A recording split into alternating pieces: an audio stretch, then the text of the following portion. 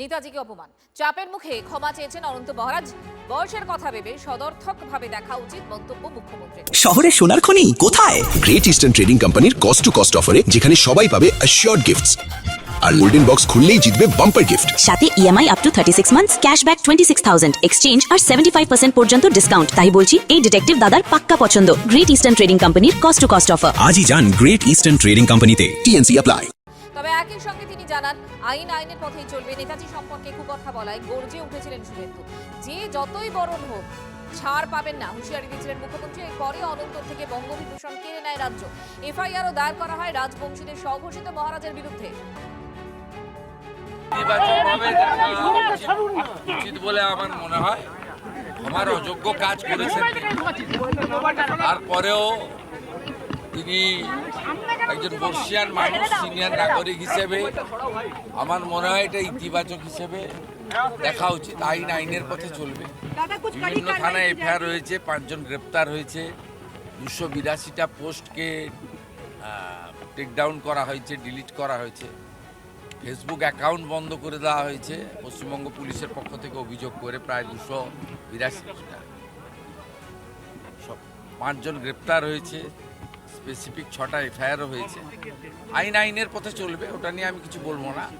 কিন্তু উনার বয়স দেখে আমি বলবো যে উনি যেটা কাল মধ্যরাত্রে নিজের ফেসবুক অ্যাকাউন্ট থেকে করেছেন এবং আলাদা করেও ভিডিও করেছেন, ইতিবাচক হিসেবে দেখা উচিত।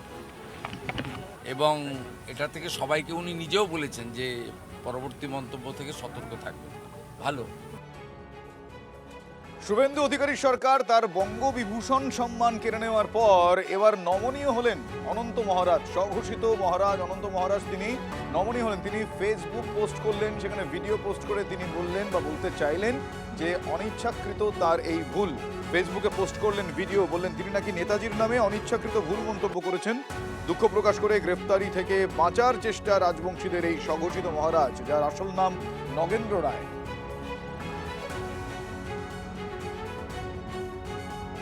নেতাজির প্রতি সম্মান জানিয়ে বলছি, নেতাজি সম্পর্কে আমার অনিচ্ছাকৃত কিছু বক্তব্যের জন্য কেউ যদি মানসিকভাবে আঘাত পেয়ে থাকেন, তার জন্য আমি আন্তরিকভাবে ক্ষমা চেয়েও নিস্তার নেই অনন্ত মহারাজের। রাজবংশীদের স্বঘোষিত মহারাজ অনন্ত এবার আরও বিপাকে।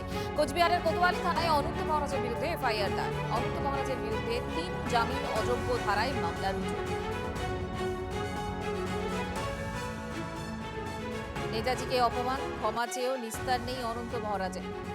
রাজবংশীদের স্বঘোষিত মহারাজ অনন্ত এবার আরও বিপাকে। কোচবিহারের কোতোয়ালি থানায় অনন্ত মহারাজের বিরুদ্ধে এফআইআর দায়ের। অনন্ত মহারাজের বিরুদ্ধে 3 জামিন অযোগ্য ধারায় মামলা রুজু।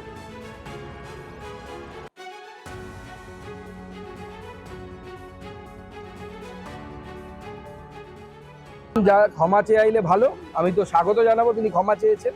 কিন্তু আমি অনুরোধ করব, কোনো বিশেষ একজন ব্যক্তিকে নয়, সবাইকে। নেতাজি সুভাষচন্দ্র বসুর মতো, নেতাজির মতো একজন ব্যক্তিত্বকে, যিনি নিজের পুরো জীবনটাই দেশের জন্য দিয়ে দিয়েছেন, এই ধরনের যে কোনো ব্যক্তিত্ব সম্পর্কে কোনো ধরনের মন্তব্য, বিশেষ করে কুরুচিকর মন্তব্য করার আগে আমাদের 10 বার ভাবা উচিত। নেতাজি সুভাষচন্দ্র বসুকে তিনি অপমান করেছেন, তাই নগেন্দ্র রায়ের বিরুদ্ধে স্কুল পড়ুয়ারা এবার গর্জে উঠলেন। তারা মন থেকে সেটা মেনে নিতে পারেননি। নেতাজি বিরোধী মানেই দেশ বিরোধী পোস্টার নিয়ে তিরঙ্গা যাত্রায় হাঁটলেন স্কুল ছাত্র। দেশনায়ককে অপমান করার দুঃসাহস দেখাচ্ছেন যারা, তাদের আয়না দেখালো হুগলি ত্রিবেণীর এই স্কুল পড়ুয়া। নেতাজির অপমান মানবে না ছাত্র যুবরা, বার্তা ত্রিবেণীর এক স্কুল পড়ুয়ার। নজিরবিহীন তার এই প্রতিবাদ। নেতাজি বিরোধী মানে দেশ বিরোধী। তিনি প্ল্যাকার্ড নিয়ে বুকে জাতীয় পতাকার ব্যাজ পরে একাকী এই স্কুল ছাত্র, ত্রিবেণীর এই স্কুল ছাত্র প্রতিবাদ জানালেন, যার সঙ্গে পরবর্তীকালে আদর্শগতভাবে সামিল হয়েছেন আরো অনেকে। একজন সাংসদ, তার দায়িত্ব অনেক বেশি বলেই তো তাকে, সেই অনন্ত মহারাজকে, শ্রী নগেন রায়কে বেছে, যিনি এখন যে কেন্দ্রীয় সরকার রয়েছে, তাকে বেছে তো রাজ্যসভায় নিয়ে যাওয়া হয়েছে।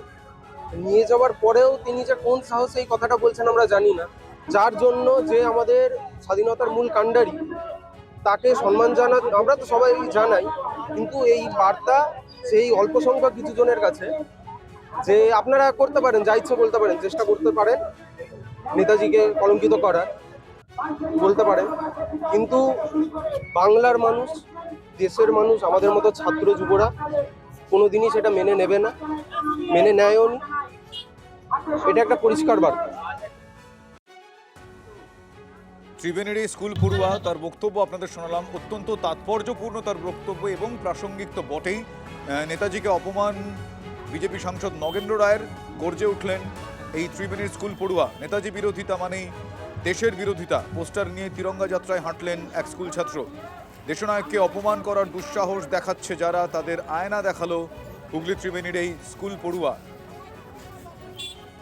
নেতাজির অপমান মানবে না ছাত্র যুবরা, বার্তা দিলেন ত্রিবেণীর এই। কেউ ভুল স্বীকার করলে তাকে ক্ষমা করা উচিত, মন্তব্য শঙ্কর ঘোষের। ক্ষমা চেয়ে নিয়েছেন, সমস্যা মিটে গেছে, অনন্ত মহারাজ প্রসঙ্গে মন্তব্য করছেন। নেতাজিকে অপমানের পরেও কিসের ক্ষমা, প্রশ্ন সৌগত রায়।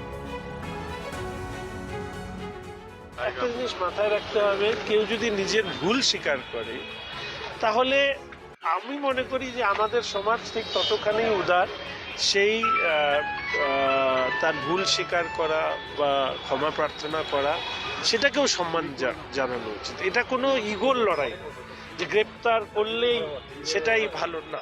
আমি মনে করি যে এক্ষেত্রে উনি তার ভুল স্বীকার করেছেন, তিনি ক্ষমা প্রার্থনা করেছেন, ব্যাস সমস্যাটা মিটে গেছে।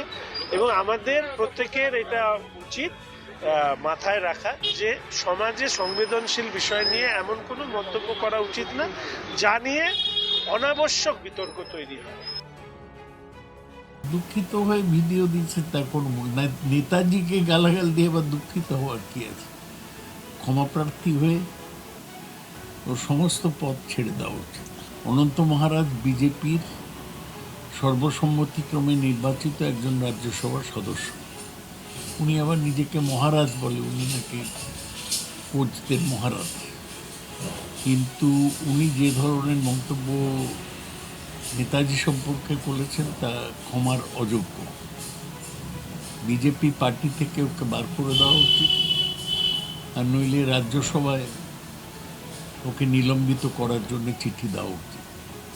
শুভেন্দু অধিকারী কয়েকটা ওপরে ওপরে বিবৃতি দিচ্ছে, কিন্তু যে সমস্যা এতদিন ধরে উনি দিলেন নেতাজির বিরুদ্ধে বিবৃতি, তার তো সমাধান হচ্ছে না।